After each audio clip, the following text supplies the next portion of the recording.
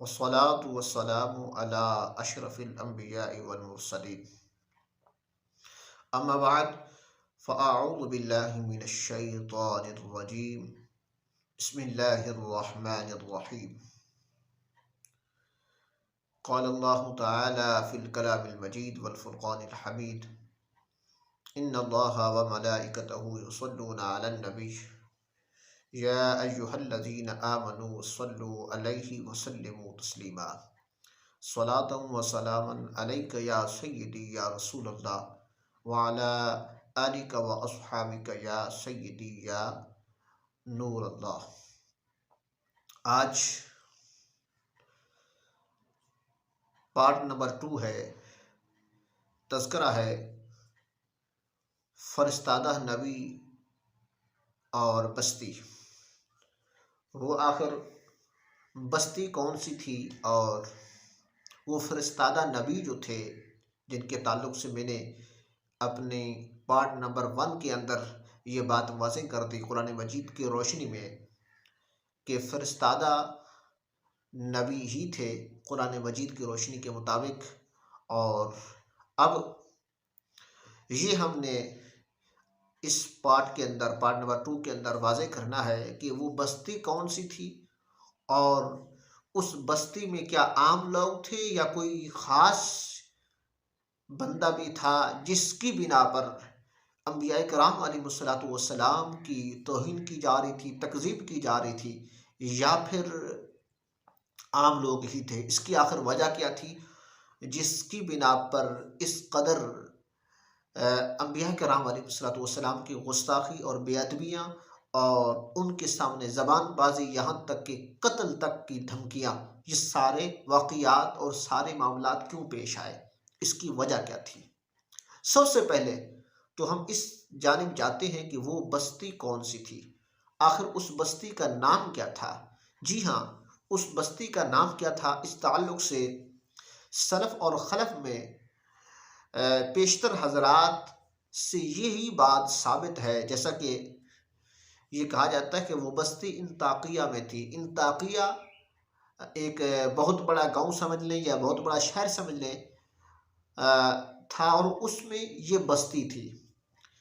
اس حوالے سے کون کون ہیں مفسر اور بہت بڑے تابعی بھی ہیں، بزرگ صحابی بھی ہیں اس میں شامل، جنہوں نے یہ بات واضح کی.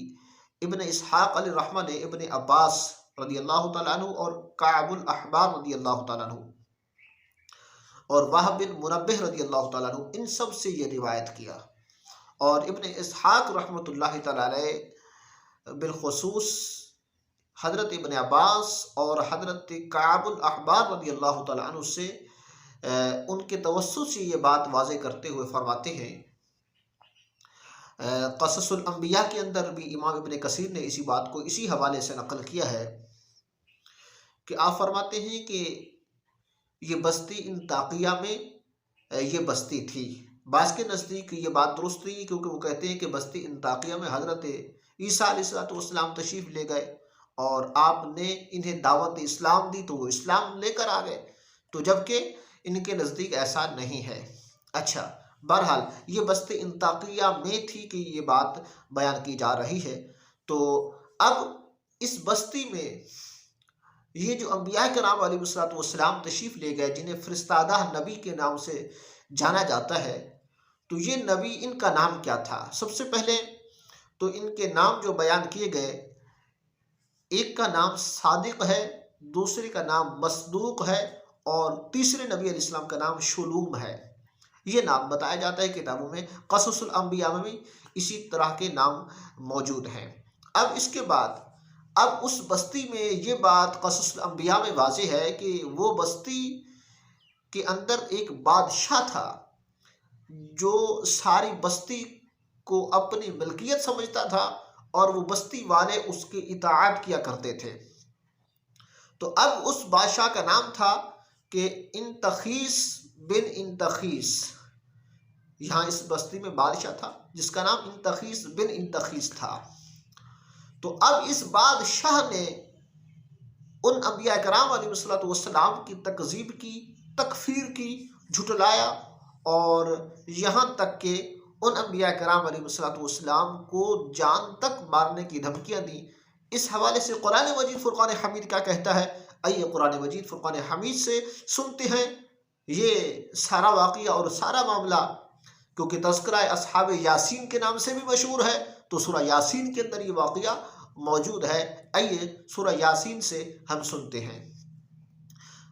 جب انبیاء کرام علیہ السلام نے ان سے بات کی تو انہوں نے آپ کے سامنے انبیاء کرام علیہ السلام کے سامنے جھگڑا کیا اور یہاں تک کہ جان تک مارنے کی دھمکیاں دی۔ تو اس تعلق سے قرآن مجید فرقان حمید نے کیا بیان فرمایا؟ قرآن مجید میں ارشاد فرمایا قالوا انا تطیرنا بکم، کہ شہر والے بولے کہ جو کچھ تم لے کر آئے ہو اس پر ہم تمہیں معاذ اللہ منحوس سمجھتے ہیں۔ یعنی انبیاء کرام علیہ السلام سے یہ بات کی کہ جو کچھ تم لے کر آئے ہو، جو بات تم ہم سے کر رہے ہو، ہم اس سے منحوس سمجھتے ہیں معاذ اللہ۔ آگے قرآن مجید میں کیا فرمایا؟ لَإِن لَمْ تَنْتَهُوا لَنَرْجُمَنَّكُمْ، اگر تم اپنے قول اور فعل سے باز نہ آئے تو ضرور ہم تمہیں سنسار کریں گے۔ اگر تم اس سے باز نہ آئے اپنے اس قول سے، اپنے اس فعل سے، تو ہم کیا کریں گے؟ تمہیں سنسار کریں گے۔ قرآن مجید بیان کر رہا ہے، اور یہ بات کون کر رہے ہیں؟ اس بستی والے کر رہے ہیں یا وہ بادشاہ کر رہا ہے؟ یعنی جان سے مارنے کی دھمکی دی جا رہی ہے۔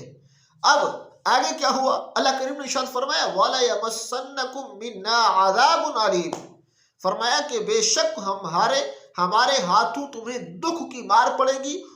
اور انہوں نے رسولوں کو قتل اور اہانت کی دھمکیاں دی، تو یہ بات بھی انہی کی طرف سے تھی کہ وَلَا يَمَسَّنَّكُم مِّنَّا عَذَابٌ عَلِيمٌ، کہ ہماری طرف سے تمہیں شدید مار ہوگی، بہت زیادہ دکھ پہنچے گا اگر تم اس کام سے، اپنی اس فعل سے باز نہ آئے تو۔ اب جب یہ سب کچھ ہوا، اب ان مکرم انبیاء کرام علیہ السلام کی طرف سے کیا رپلائی ملا، کیا جواب ملا؟ قرآن نے اسے کیا کوٹ کیا؟ جی ہاں، قرآن مجید فرقان حمید نے اس کو اس طرح کوٹ کیا۔ اللہ کریم نے ارشاد فرمایا قالوا طائرکم معکم، انہوں نے فرمایا تمہاری نحوست تو تم پر لوٹ جائے گی اور وہ تمہارے ساتھ ہے، تمہاری نحوست تم پر ہی لوٹ جائے گی، کیونکہ ان کا یہ کہنا تھا کہ معاذ اللہ انبیاء کرام علیہ السلام کو کہ تم معاذ اللہ نحوست ہو، تم اپنی نحوست کو بند کرو، اس طرح کا فعل تھا، اس طرح کی ان کی باتیں تھی۔ تو اللہ کریم نے ارشاد فرمایا کہ انبیاء کرام علیہ السلام نے یہ ان سے ذکر فرمایا، ان سے یہ بات کی کہ تم یہ جو بات ہم سے کر رہے ہو نحوست والی، تمہاری نحوست تو تمہارے ساتھ ہی لوٹ جائے گی۔ اور فرمایا کہ ذکرتم، ہم تمہیں نصیحت کرتے ہیں اور دعوت الہی کی طرف راغب کرتے ہیں تو تم ہمیں قتل اور اہانت کی دھمکیاں دیتے ہو، اور تم تو پرلے درجے کے جا پہنچے ہو۔ پھر فرمایا بل انتم قوم مسرفون، نہ تو تم حق قبول کرتے ہو اور نہ ہی قبولیت حق کا تمہارے اندر کوئی ارادہ موجود ہے، بلکہ تم تو حد سے بڑھ چکے ہو۔ یعنی جب انہوں نے وہ ساری دھمکیاں، وہ ساری باتیں کر لی، انبیاء کرام علیہ السلام کی توہین تک جا پہنچے، تو اس معاملے میں انبیاء کرام علیہ السلام نے انہیں یہ جواب دیا جو کہ قرآن مجید فرقان حمید نے اسے کوٹ کیا۔ تو پتہ چلا کہ اس بستی میں کوئی عام لوگ نہیں تھے، خالی اس بستی میں ایک سربراہ موجود تھا جو کہ اپنے انتخیص نام سے جانا جاتا تھا اور بادشاہ کے نام سے مشہور تھا وہ شخص۔ اس کی دبے پر، اس کے جو ہے نا شہرت پر، اس کے نام پر یہ سارے لوگ بھی اس کے پیچھے تھے، اور اسی وجہ سے یہ لوگ اس قدر انبیاء کرام علیہ السلام کی توہین کر رہے تھے اور انبیاء کرام علیہ السلام کے سامنے دھمکیاں دے رہے تھے۔ تو یہ بات آج کی اس پارٹ نمبر 2 سے واضح ہو گئی کہ وہ انبیاء کرام علیہ السلام کون تھے اور اس بادشاہ کا نام کیا تھا، اور آگے کیا ہوا۔ اگلے پارٹ نمبر 3 کے اندر ہم انشاءاللہ الکریم آپ کو بتائیں گے کہ اس بستی میں کوئی شخص آیا بھی صحیح جس نے اسلام قبول کیا، اور اس کے ساتھ کیا کیا واقعات پیش آئے، قرآن مجید نے اسے کیسے کوٹ کیا۔ یہ ساری تفصیل اگلے بیان میں انشاءاللہ آپ کو پیش کی جائے گی۔ اللہ تعالیٰ عمل کی توفیق دے، آمین بجاہ خاتم النبی الکریم الامین۔